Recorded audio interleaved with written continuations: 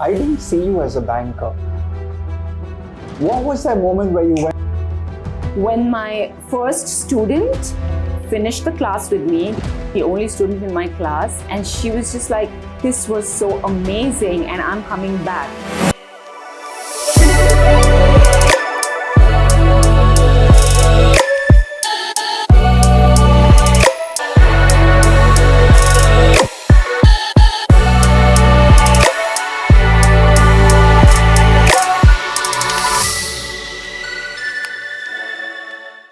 Today I thought about starting my episode with a transformative expert in the field of fitness. This person I've known for over 2 decades and I've invited into my home today. I'm going to talk about how this person, who I look up to, I've hosted a radio show with her and she is a very, very famous person to me. This person is none other than Shwetambri Shetty. We started a show together many years ago where we hosted early morning a radio show called The Fitness Show.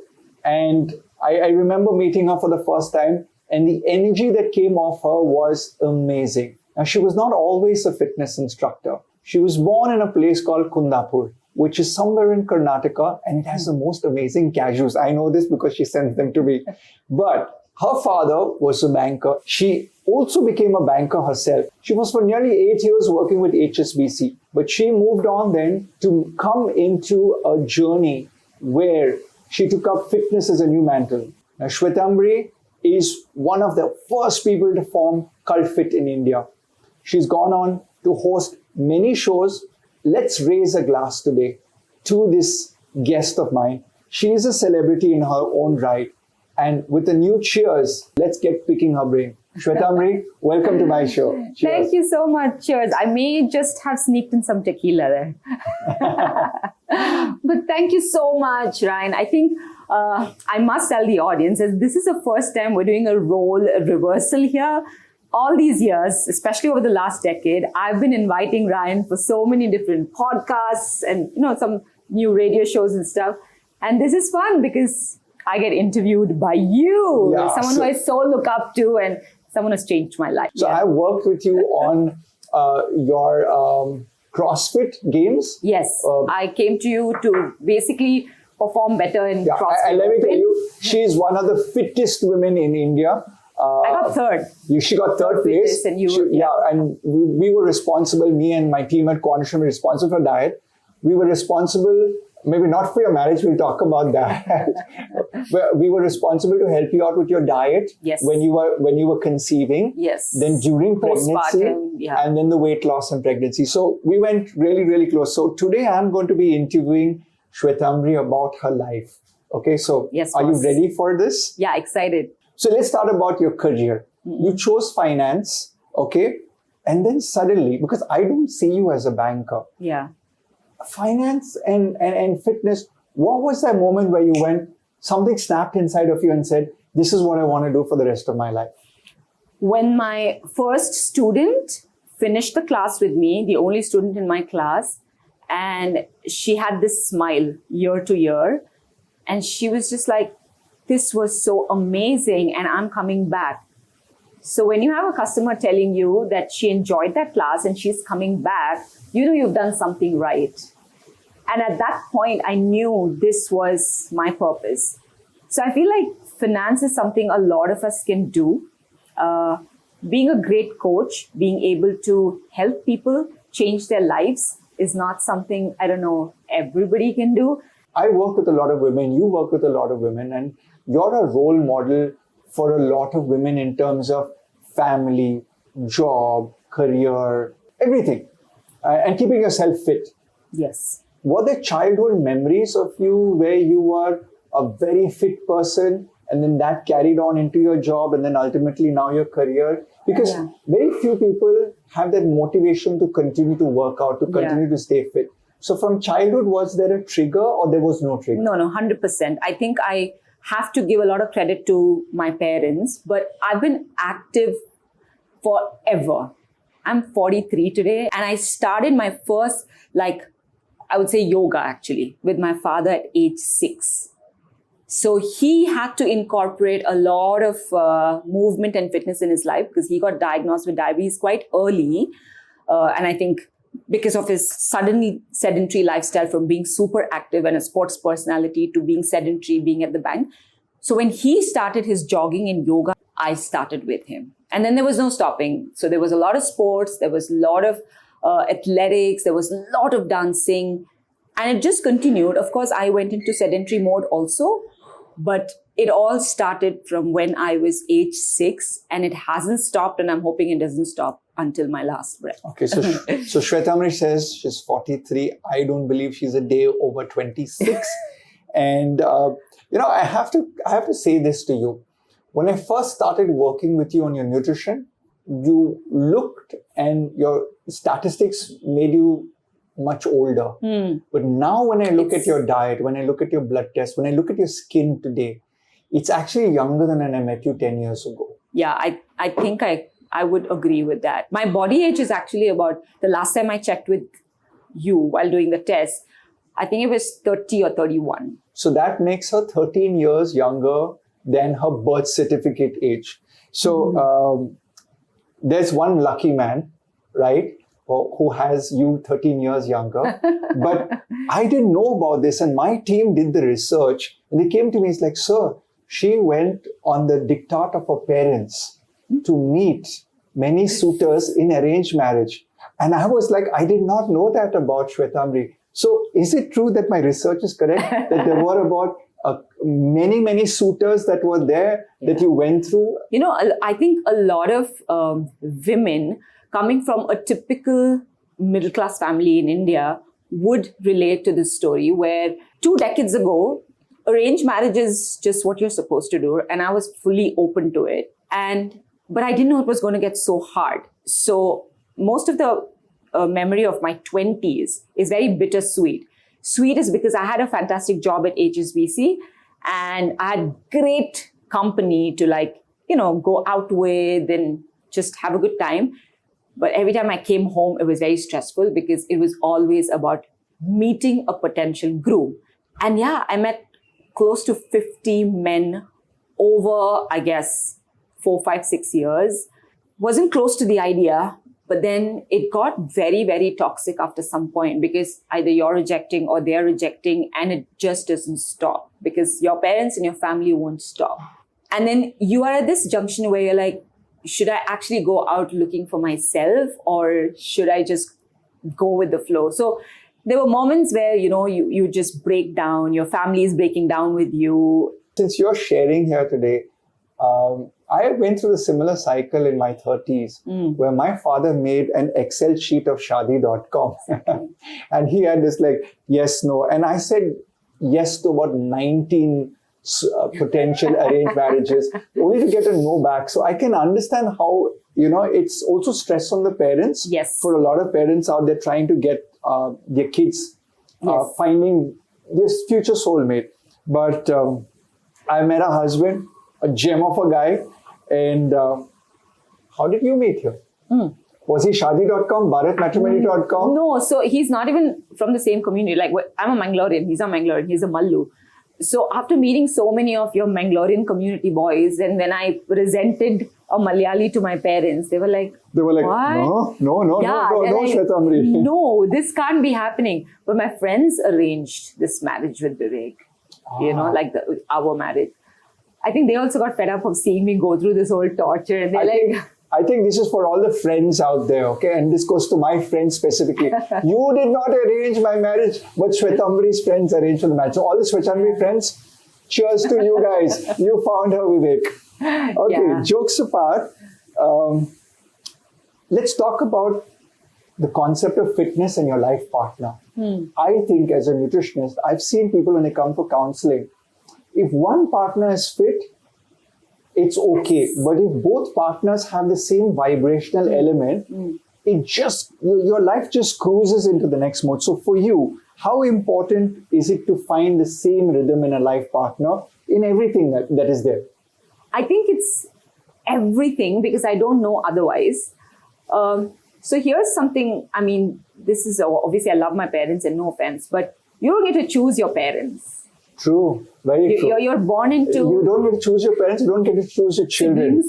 Children, yes. And your siblings, you're right. Yeah. So why I'm saying that is, like, whether your parents kind of help you pursue that talent that you have in you, they find it and they pursue it, or they don't, you will love them always. You may just fight with them, whatever, but you'll always love them. You can't check out of that relationship. You can't check out. And I keep telling my dad even today that I wish you had seen the sports person in me.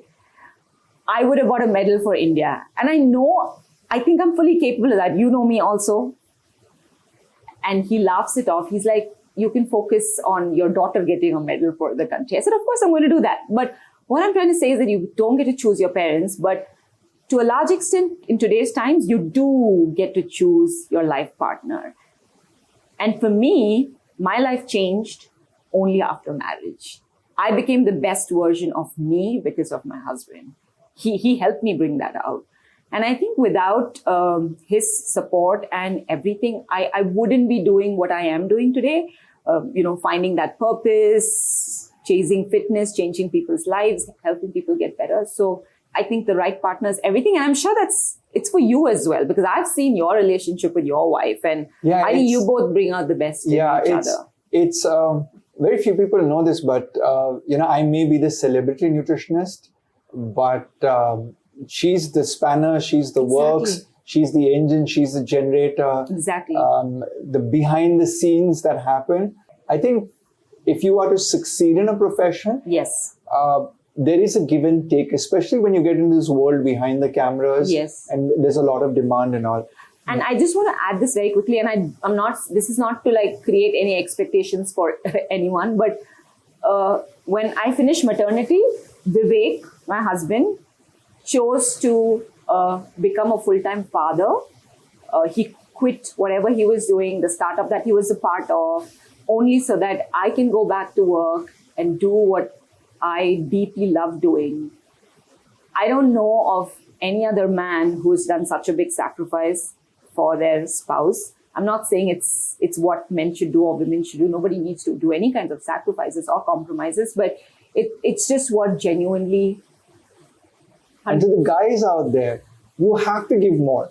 I do the groceries, I do the shopping, and my wife says, your money is my money, and my money is my money. So let's go with it.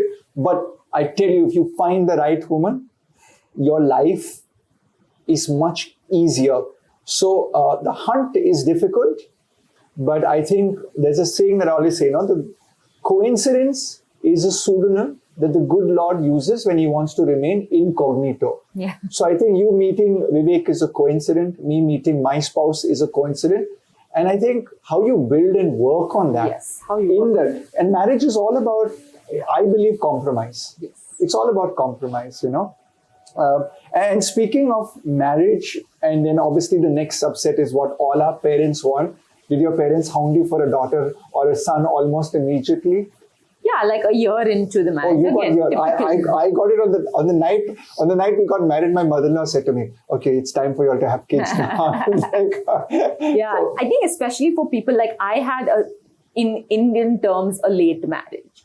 Getting married at 30 for a woman, especially in my family, because all my cousins were getting married at age 23, 24, and having started, finding a boy from age 22, then getting married at 30, it was considered very late.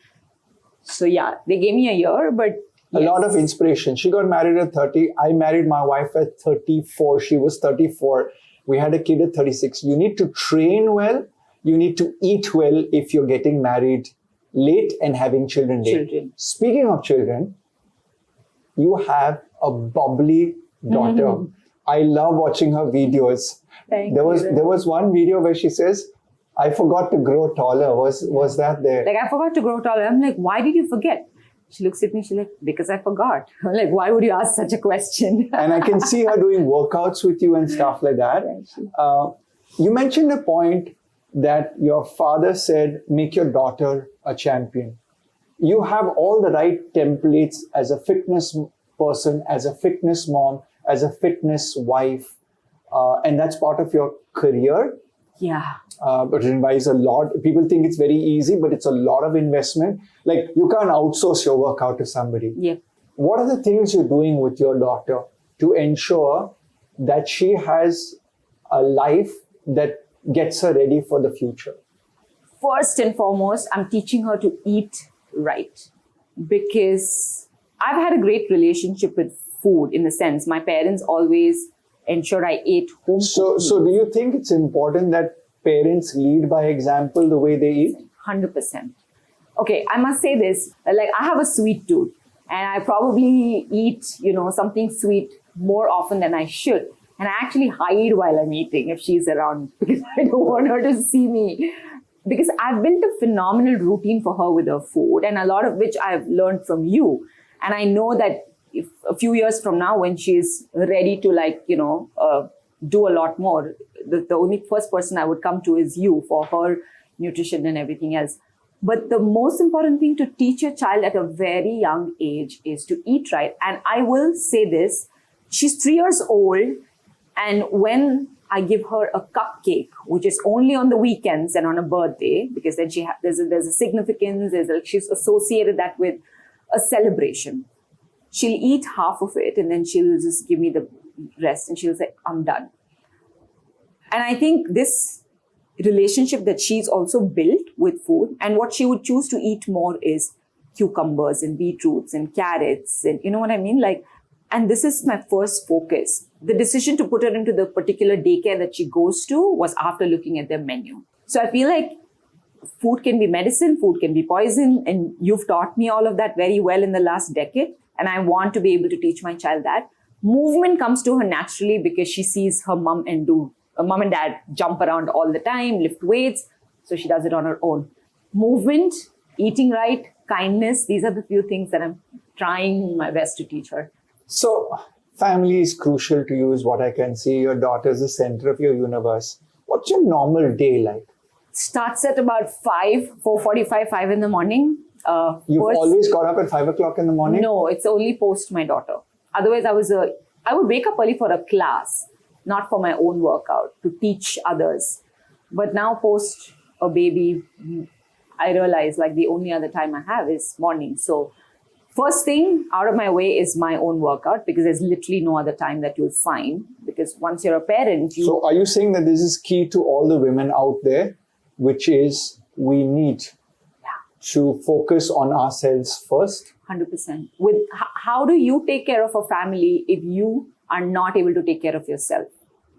How are you going to be strong enough mentally, physically, emotionally, for your family? You need to be strong first, and only then. And I hear, because I do so many female clients, that they say that, oh, but I'm my husband, oh, but my children, oh, but my job. There's always an oh, which is why you have to wake up at 4:45 if you have to get it done. So you're awake at 4:45, your workout, then what happens? And then I come back home. I have a very supportive husband who's already gotten, the little one ready. So I go and do my little bit. Sometimes I'm not even there. I miss that time, and he's already taken her off to school and drops it off. And then it's your usual, shower, breakfast, work. And then I'm trying very often to ensure I'm there at 4 p.m. to pick her up. So my window to work is between 10 a.m. to 4 p.m. to get more stuff done. So that at 4 p.m. when I picked her up, I spend at least a couple of hours with her, playing, reading, all of that. Do you all cook together? No, I don't cook much. Does she like to prepare stuff? Pretend play we do. I think that's an important thing that I do smoothies or pancakes with my kid. And you get lesser resistant from the child if they have contributed to a preparation of something, especially novel foods. And a quick tip, children will refuse a food for up to 11 to 12 exposures before their palate begins to accept it. Right. So mothers, Shwetambri, don't give up till you've had 12 or 13 attempts of exposure with something of a food. That's, I think, a great takeaway. You've launched many gyms and you're part of Fit as a fitness expert. You're a dance instructor. You've coordinated so many shows and everything. How do you convince women that muscle is important? I always say muscle is an age-reversible organ. Yeah. But obviously you meet them in your class, you do dance, but you encourage them to do resistance training. So what's your take on muscle for women? I say the same thing that you say, by the way, that muscle is the only age-reversible organ in the body. And I think more than anything else, we want to age gracefully, right? Aging gracefully is denied to most people. Like, I look at my own parents today and I'm like, they're 70, they've been fairly active all their life, etc., but they don't have the strength. So being active and, not having the strength when you're at 70 doesn't make sense. But if you build enough strength by doing the right amount of resistance training, weight training, at least 2 to 3 times a week, you are going to be able to age gracefully. I mean, you need the muscle mass. You need your joints to function better. You need a strong posterior chain to be able to walk without losing balance at 70, 75, 80. Right? But we keep saying this to our parents, you need to weight train and stuff like that. And I think nobody told that to them in their 20s, 30s and 40s. So they cannot develop a new skill set in their 50s and 60s. I agree. But even at 50s and 60s, to start doing some unilateral training and resistance training is not too late. Amazing impact. Yes. In fact, I would like to share with people, there was this scientific research done, which was these old age people, they put them in a home. Yeah. And in one part of the home, they gave them board games. And in another part of the old age home, they gave them a gym, resistance training, chiefly leg extension. 6 months later, they did the biopsy of the two groups, the board game group and the knee extension group who did exercise. And they found that muscle regressed by 6 years at the age of 72. So I think it's very keen to understand that we have to encourage women to work out. Yeah. And you're a living proof example of it.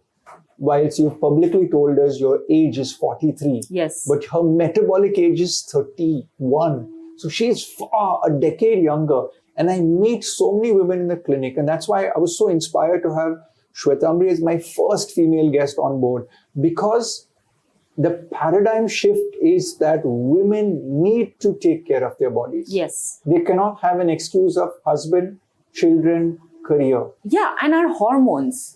We have only one hormone, testosterone. And you have multiple hormones. Exactly. If you want to really keep that balance with the hormones and etc., there's nothing better than weight training.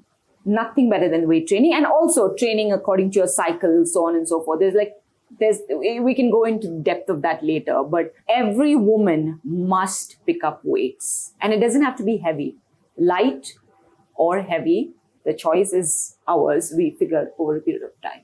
How important is it to have a personal trainer?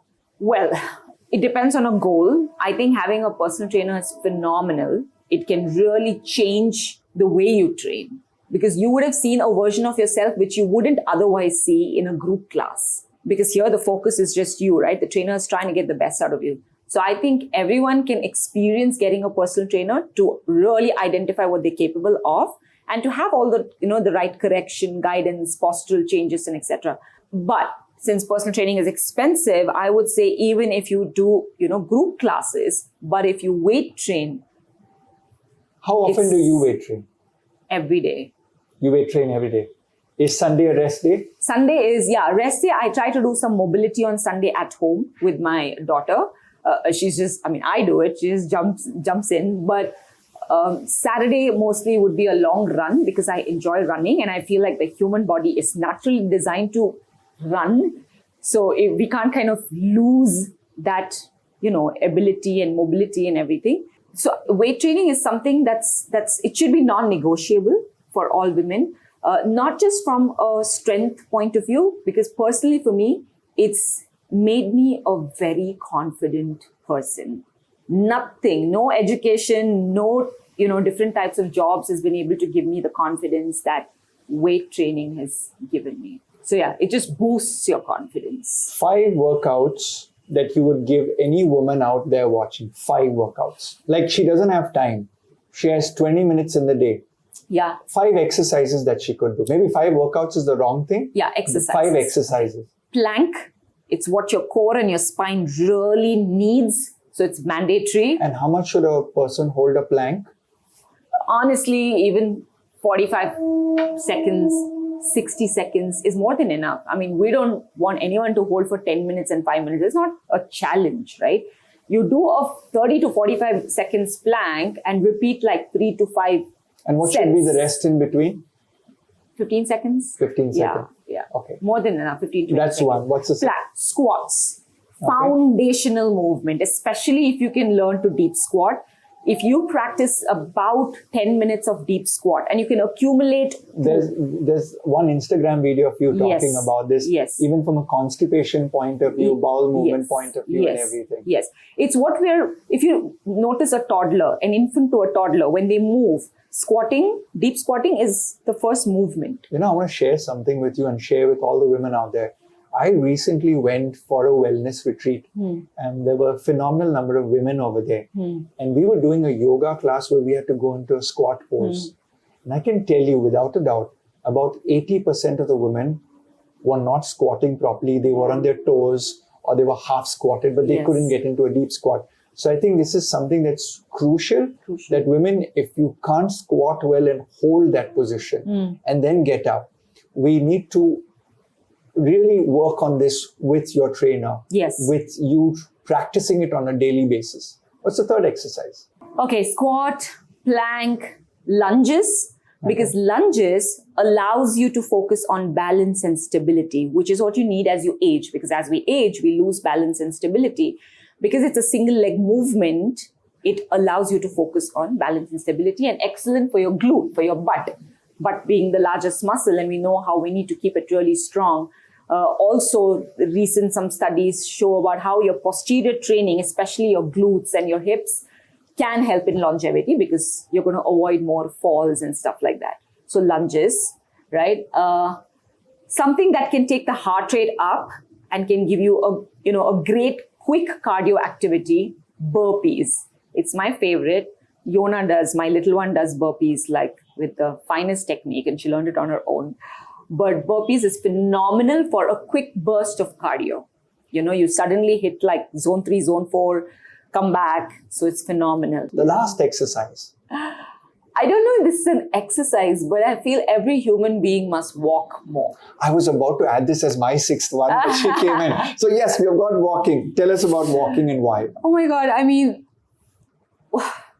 it's just what we're supposed to do. I know we could have done this podcast also walking, but then there'll be too much distraction. But walking is just something you're supposed to do. And walking is best for fat loss. I mean, so many people struggling out there to fat loss. You eat right, you walk a lot, you'll see that fat kind of melting away, right? It's one of your best zone 2 training. And we all need to do zone 2 training almost every day. So it's the finest zone 2 training. It's what the body is designed to do. Like we say, sitting is the new smoking. Yeah. Awesome. And I always tell people that when I worked with the film stars, one prescription to all of them is please walk. And they look at me very quizzically. But to fat burn, when you are walking, your heart rate is in that targeted zone where the substrate utilization, meaning the source of fuel inside your body is not glycogen from the muscle, which is the carb, but actually fat. The higher you go in your heart rate, the more is glycogen as a fuel or a battery source. The lower the intensity, the more the fat you burn, which is why we have something known as NEAT, non-exercise adaptive thermogenesis, which is, Shwe, what your mother and what my mother and our grandparents did, which is being fidgety around the house and cleaning and cooking and jadu and pocha, which is why a lot of you in the pandemic lost weight because the housekeeping didn't turn up. So you were fidgeting, you were constantly on the move. Now, speaking of constantly on the move, you are one of the fittest moms in the country, per se. It's Shwetambri Shetty is the fittest mom. She's got a Ryan Fernando chapa and approval on that. Any 3 advices that you would give to moms about the nutrition that you do? I know I'm the nutritionist, but what would you tell people to do from a nutrition point of view after working with me for almost a decade? Eat more protein, because moms especially, oh my God, during that whole breastfeeding phase and etc., it's so important. And then when you want to lose weight after that, it's so important. Eat more protein. So it's only nutrition advice you want to know? Give us an exercise also. Yeah. Walk more, walk Remember as much as when you you can. delivered Yona, I said just walk. Yeah. Shwetambri You told me 15,000 steps. Yeah, Shwetambri is like, I'm a dance instructor. I'm a fitness instructor. I'm like, you're going to walk. Because walk is so important for that post-pregnancy weight loss. And especially for women who do not have a natural delivery, then trying to get into hardcore workouts that Shwetambri started almost instantaneously. Walking is better for the first month, a month and a half, till your body re-acclimatizes back in. Yes. Do your blood tests more often if needed, because I think your hormones are all over the place, because mentally you're disturbed, emotionally you're disturbed, physically there's been a tornado in the body. So I think I did it every 3 or 4 months at that phase, at 1 year postpartum. So the blood tests really helped me ensure that I'm not getting deficient anywhere and I'm constantly, fueling it or refueling. And last but not least, community. I feel like the community angle, which most people don't talk about, is so critical. If you have ever attended a Shwetambri Shetty group class, you will understand the meaning of community to the next level. I came out of a class once vibrating because there was so much of banter, exchange, motivation, you go girl, you can do it and stuff like that. I remember that. Yeah, I think community, this is a show that I feel everyone should watch. I think it's on Netflix. It's called Live to 100. And it talks about all the blue zones where we have centenarians. And they spoke about how, movement and food, and the third thing being community, contributes to longevity. Relationships. Yeah, relationships, exactly. What are the top foods that if you met your friends, you were eating with them, having this relationship with them, what would you eat? And you're not speaking to your nutritionist now. You're speaking to a talk show host. And tell us. Oh my God, okay. I know you love your glass of wine. Yeah, I do. I like my wine. Sometimes I like my beer. So I don't overdo it, but I don't compromise on it either. I do. The sweet tooth? Yeah.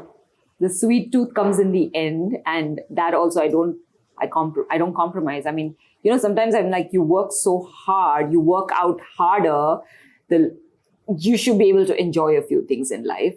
And then, I love fries, but I really control. But I do enjoy a little bit. I also love fries. Yeah.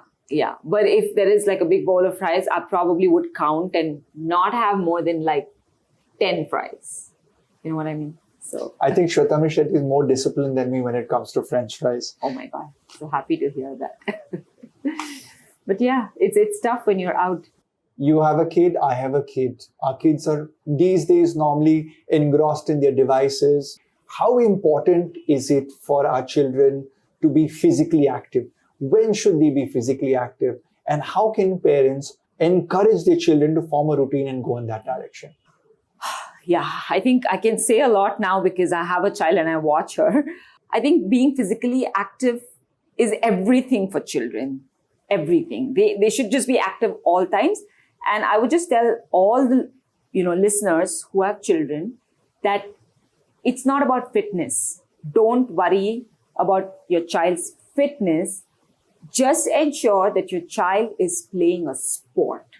Most important. Either they are just running around, in the apartment building or in the park or wherever they are, or you have to identify one sport that they kind of enjoy doing. They don't need to love it. They may just change every 2 years what they love. But I feel every child in this country, maybe in this world, should play a sport that they kind of like for as long as they want to, some movement. And I definitely want to start my child at age 4. Age 4 is a good time to start certain types of activities, like ballet will be age 4, age 5. Gymnastics, you can start from age 4. And I feel it's a great foundation to have for most children, gymnastics. And then after that, they can pick up a sport that they like. I mean, there's so many options today, so many ways to, be active. Build a routine, right? One is identify what sport and what are the different things they want to do. Second is build a routine. They come back from school, okay, I'll tell you what my routine is, right? Of course, the kids have no time in the morning. They wake up and go to, daycare, school, wherever. My child comes back, she has a little snack, and then soon after that, for the next 1 hour, it's playtime. And it could be anything. It could be cycling. It could be just running around, going to the park, sliding down, up and whatever it is. Play a sport, do an activity which is physical in nature for an hour or so, right? If they want to do more, great, do more. And then I do some reading, like for about 30 minutes, 40 minutes max, we do some reading. And then we do dinner and we go to bed. And the routine is such where screen time is only given on Saturday and Sunday. And this is something we built. We built from the beginning. So there is no screen time on other days at all. Unless, of course, we've gone out for dinner on a weekday and then the child is getting supremely bored in an adult conversation, then you don't have a choice. You have to engage them in some other way. So yeah, it's snack, physical play, some mental thing with reading, drawing, doing some puzzles, dinner, and bedtime reading and sleep. Saturday, Sunday, about 2 hours of screen time and a lot of play through the day. So I feel you have to be active for that too. So you have to be strong and, you should have the ability to run around with a child because sometimes you live in spaces where you don't have too many kids to play around with. But there are so many activities for kids today. It's phenomenal. Like I took my child bouldering, the rock climbing. It's mostly for adults, but then they had a small section where you can just learn and she loved it. And then I took her and her friends. So you have to experiment what's out there. Sports. Awesome. So you're talking about children getting more physically active? Yes. Well, what about if somebody, their parents, like my parents, wanted me to only study and not have any physical activity, who never worked out? So a lot of our listeners have never worked out. Fair. So somebody who's never done a workout, what would your advice be? Okay, I'll say something. And how to start? Yeah, start with an activity your child thoroughly enjoys doing. That's the most important. Identify, put them into 2-3 different activities and see what they like. And let's build on that. Don't force the child to do what you want them to do. Identify what they like because they'll probably like 5 different things, right? But one you can stick. And with the adults?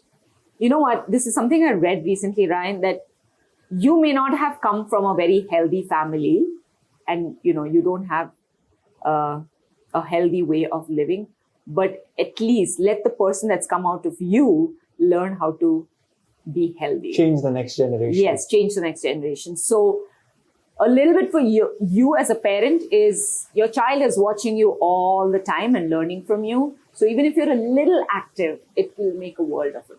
Whether you're active with the child, playing with them, or at least being around them when they're doing, some activity can help tremendously. I have a joke to share with everyone, including you. So my son does karate. He's 10 years old. And I've gone back to karate after many years. Yeah. And the first belt is yellow belt. Now, I've been at yellow belt for 1 year. Okay, because I'm doing. And my sensei says, you need to change it. My cheeky son comes up to me and says, Papa, you've been having yellow belt for the full year.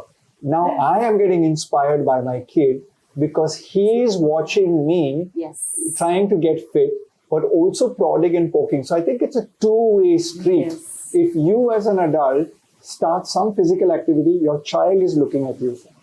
And your child is also then motivating you or kind of poking you that, you need to get on to the next belt of life. Absolutely. My child is saying she wants to do skateboarding because she's seen it on TV or somewhere. Do you know that skateboarding is an Olympic sport? Yes, it is. So I will do her nutrition plan for the Olympics. Maybe I'll get a gold medal with you now. Okay, that's a promise. Okay. Not with skateboarding, but with something. Gold medal. Speaking of hard work, has there been one client's life, one story that you can share with people that was truly inspirational or motivation to you or the world? Okay, so there are a lot of stories that I can talk about, but most of which revolve around fat loss, weight loss, and you and I both know that's a combination of many things. But what I actually want to talk about is lifestyle changes, right? I feel that's really hard. I have clients who don't really need weight loss, but these are people who I work with. And what I see that they need is movement in their life, right? Like some sort of exercise, some movement. And these are also, like especially one particular woman I'm talking about, a hardcore party animal, if there is some term like that, right? Like their weekends or even weekdays are all about going out, having a great time, and then waking up next morning and working hard, partying harder. Changing someone like that who actually doesn't have a goal. There is no weight loss goal, nothing. But I wanted to change her lifestyle and she wanted it too. Today, it's been a year actually. She, of course, works out every single day. She's been phenomenal benefits. But when she tells me that I now go to bed at 10:30 versus 1 a.m. and 2 a.m., I now even look forward to working out on weekends. And I also look forward to working out when I travel. She's like, I don't know this person existed. She's looking at herself and she's saying that I didn't even know this was possible. For me, those kind of success stories, that is for me a success story, because honestly, weight loss may be a longish one, but it's possible. We both know that it's so changing the avatar, changing the avatar of the person completely. Yes. And there's a lot of research coming in behind this in terms of the brain neurotrophic factor changing. So from that perspective, when the gut microbiome changes, that's what we need to focus on. Correct. When you bring in more exercise, you deliver more bacteria, which cause you to change your sense of well-being. Yes. So that bacteria now says, I want more of it, like a drug. The same goes for when we do it with sugar or alcohol or drugs. The bacteria changes and releases certain molecules which go into your brain and form formative behaviors. But speaking of behaviors, there's one thing where you have a voluntary consumption of good or bad habits. Yeah. But what if people don't have a choice, like people who are in corporate India in late night shifts, right? They don't have a choice. My brother is an example. For the last 2 decades, he's worked the night shift. I can see that it's a difficult shift. Yes. I can see that it takes a toll on the health. So from an exercise point of view, as a fitness expert, what is the advice you give to a lot of people that come to you for workouts? Okay. I must tell you this, that I used to do a night shift once upon a time. Oh. Right? And it was horrible. Like if I had to go back, I wouldn't do it. But I've done it and I know. But the only thing that I did, and it was a proper night shift, one thing that kept me going from a physical activity point of view during that phase was dance. So I continued to do a lot of dancing, and that was my way of moving and being fit. And I did it for about 30-40 minutes every day. So for people out there who have difficult hours at work, who struggle, I would say it's okay if you don't go to the gym. Absolutely okay. You don't get fit only when you go to the gym. Try to walk more often and try to pick a workout time that works for you. It doesn't have to be a morning. It doesn't have to be an evening, especially if you're a night shift person. What works for you is maybe waking up, get some good sleep and waking up and doing a physical activity at home or going out for a jog or a walk. Start really slow. So get in a workout at home, do or play a sport, absolutely anything you enjoy, and do it at a time that works for you. Don't push yourself to do it at a time that someone's told you to do it. That works the best. And that's what worked for me. I danced and I danced when I could. So if you want to get in touch with Shwetambri and you want to dance with her and get fitter in life, where do we find Shwetambri Shetty and how do we reach out to you? Shwe Shetty on Instagram. Shwetambri Shetty, Shwe Shetty. That's my handle. SHWESHETTY. And 3 tips to people out there to get cracking in life. What would you say? If you just passing a stranger in a railway station, they're like, Shwetambri Shetty, you got 3 things to tell them. What would you tell them? Walk more. Walk every day rather. Watch what you eat. Okay, eat more seasonal, eat more clean, eat more protein, sleep better. We didn't speak much about sleep. I'm hoping Ryan brings a sleep expert here, but sleep is everything for health as well, right? And I think I only realized that until I had a baby. Like until then, sleep is the new diet actually. I'm like, until I used to sleep like a baby till I had a baby. Once I had a baby, I don't know what happened to sleep, which every mom can probably relate. But I think it gets better after about 3 years, right? It does. Now it's getting better. Actually, 3 years. Now you get the kiss early morning, which now wakes you up. Better. Yeah. So move, eat right, sleep better, and you're set. And you hear that from one of the most inspirational women that I know in the fitness industry. If you've liked this episode, then please gift me a like, a share, or a subscribe. Or better still, if you comment, I'll come back to you. And don't forget, let's stay tuned for a new learning coming in. But till then, your body is the most expensive real estate. Take care of it.